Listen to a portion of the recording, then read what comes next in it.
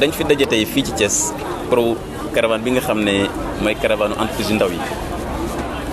pour ñu won entreprise yu ndaw yu Sénégal yi yan jumtukaay la nguur gi tëral pour gunge leen jàppale leen pour dooleel leen jumtukaay yooyu nag bi ci njëkk mooy lépp li jëm ci naka la ñu mën a ñoom def ba ñu lebal leen xaalis pour ñu liggéey VN2 ngi fi FONGIP FONSIS ay kuréel la yoo xam ne day indi garantie pour entreprise yi pour que bu ñu bëggee jot xaalis ñu dem ci ñoom ñu jàppale leen te loolu du leen coûter dara ñaareel bi boobu également mooy lépp lu ñu naan service non financier maanaam ñu tàggat leen ci wàllu xam-xam tàggat leen ci naka la ñu mën a gànnaayoo assurance tàggat leen naka la ñu mën def ba am li ñu naan autorisation fabrication ndax loolu tax booy defar jus mangue mbaa jus bissap autorisation boobu moo lay may yow sa produit soo ko génnee ci marché bi kenn du la jàpp ndax dëppoo na ak li loi santaane kon jumtukaay yëpp la ñu indi tey pour won ko entreprise yi bu ñu jógee fii nag ci cérémonie bi am na entreprise yu ñu war a seeti dinañ dem Taïba Ndiaye am na entreprise boo xam ne ay sénégalais yu jàmbare ñoo fa nekk ci transformation ñam bi bu ñu fa jógee dinañ dem xombal ci entreprise boo xam ne ay jeunes ñooy liggéey ci naka la ñuy décortiquer ceeb bu ñu fa jógee dina ñëw fii ci Thiès gis ay jigéen ñuy def transformation donc li ñuy bëgg a wax mooy caravane bi dafa dem jàkkaarloog ak sénégalais yi nga xam ne ñoo nekk sur le terrain qui ont la main à la pâte pour won leen surtout que nguur gi am na ay jumtukaay yu am solo yoo xam ne bu ñu leen ko jébbalee bu ñu leen ko joxee bu ñu ko jëfandikoo rek dinañ gën a am doole may sant bu baax nag le maire de la ville de Thiès Talla Sylla mi nga xam ne taxaw na ci ak moom ma ànd fi nag ak la présidente du haut conseil du dialogue social notre sœur Innocente Ndiaye pour wane ne kat gouvernement bi dafa nekk benn dànk pour indi ndimbal indi jàppale pour la petite et moyenne entreprise sénégalaise te di fàttali rek ne entreprise petite et moyenne entreprise sénégalaise téeméer boo jël juróom-ñeent fukki juróom yi ay PME lañu wax na it li jëm secteur informel maanaam ñi nga xam ne am ñu kayit ñu gën a góorgóorlu ci dem wut kayit ndax loolu leen di may ëllëg ñu mën leen naa jël considérer leen mën leen naa lebal xaalis mën leen a gunge ci anam bu gën a rafet donc yooyu mooy cëru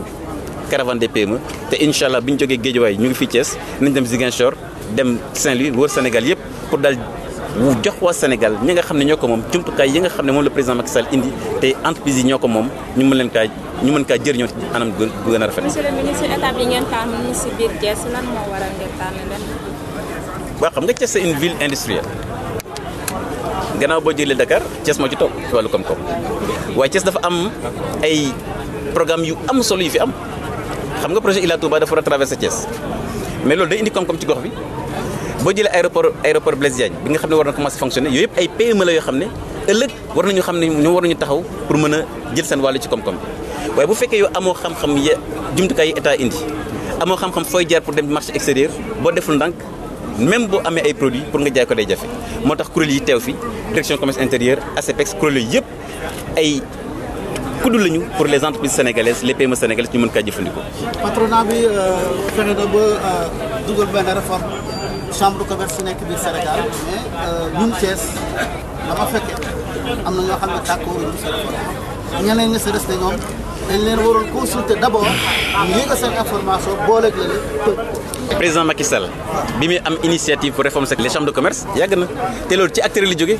ndax xam nga boo demee réew yu mel ni Turquie chambre de commerce ay milliards la ñu am ci budget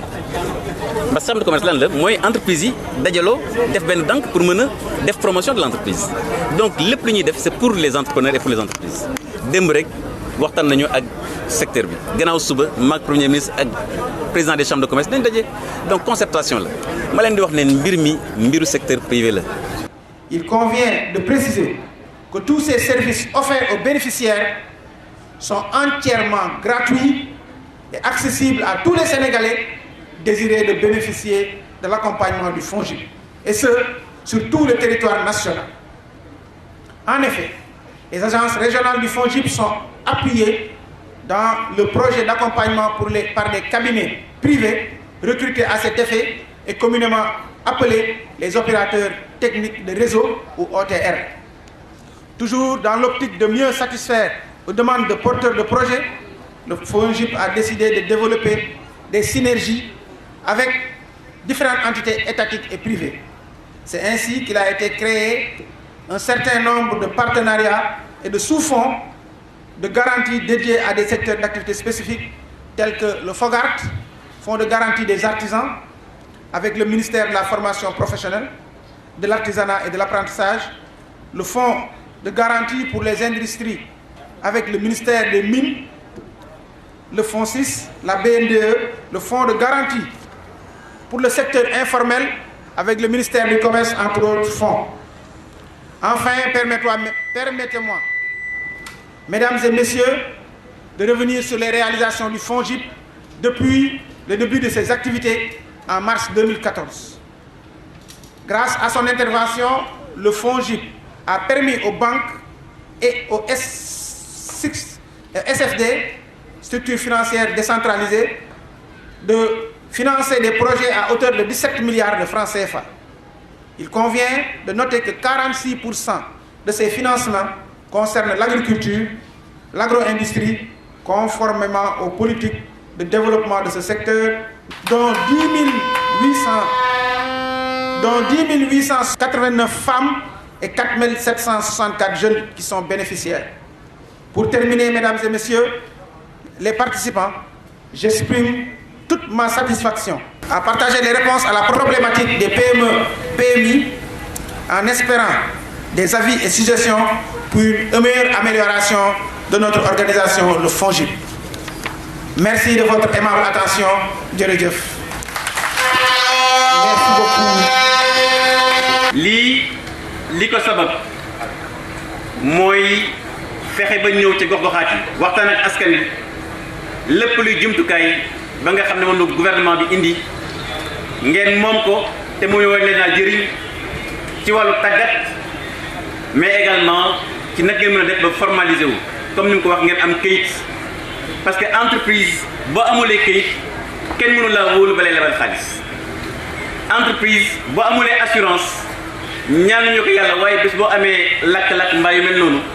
boo defulee ndànk kenn du la remboursé kon caravane bi mooy ñëw jàkkaarloo yéen askan bi ndax li président la bi santaane mooy fexe ba lii di FONGIP di FONSIS di BNDE di ADPME di bureau de mise à niveau kuréel yi nga xam ne nguur gi indi na ko yépp pour jox leen ko yéen entreprise yu ndaw yi ngeen mën a xam seen njëriñ ngeen xam ne it yéen a ko moom kon baax na lool ma am entreprise buy defar jus mbaa muy defar yeneen mais soo amulee këyit amoo NINEA amoo registre du commerce FONGIP du la mën a lebal banque yi du la mën a lebal te boo bëggee am entreprise boo xam ne day mën a jaay Sénégal ba jaay bitim réew ëllëg war nga am mandarga wala mën a ràññee ci kuréel yi nga xam ne ñooy ràññee entreprise yi loolu waral caravane des PME war a def le tour du Sénégal fu nekk mu dem fa waxtaan ak particulièrement waa secteur informel ndax yéen ñi nga xam ne yéen ñi yëngul secteur informel mooy ñëpp ñoo xam ne ñu ngi defar jus di defar ay produits artisanaux mais kenn ràññewu leen kenn xamu leen te yéen jigéen ñi ngeen bëri ci loolu nag ma leen di wax ni bu leen a ragal wut këyit wóor na ma fii ci salle bi am na ñoo xam ne ñu ngi naan amuñu autorisation Fra autorisation fabrication waaye jaw mi ana jaw jógal ñu gis la jaw viens je te montre à la région de Thiès jaw moom mooy chef du service régional du commerce fii ci Thiès booy defar jus nee na yaa joxoon ceeb booy defar jus da nga war a autorisation boo xam ne mooy wane ne lii ngay defar du la doomu aadama yi moom moo la jox kayit boobu kon yéen ñi nekk Thiès particulièrement jigéen ñi soxla autorisation Fra dem leen service régional du commerce ñu xàmmee leen fa ñoom dañ ñëw nag visiter fi ngeen di liggéeyee def enquête xool est-ce que li ngeen di defar baax na du gaañ askanu Sénégal bu fekkee amul benn tolof-tolof jox leen autorisation Fra autorisation boobu moo leen di may ëllëg ngeen mën a jaay sax seen produit bitim réew kon jaw waa Thiès a ngi nii xam naa yaa ngi ciy góorgóorlu waaye gën a xas sa tànk tubéy pour accompagner particulièrement les femmes dans l'acquisition justement de cette autorisation de fabrication mbokk yi lii laa newoon naa ko rotal fii ci kaddu gërëm leen bu baax ci teewaay bi ak ci mobilisation bi sant leen asalaamaaleykum wa rahmatullahi wa barakatuh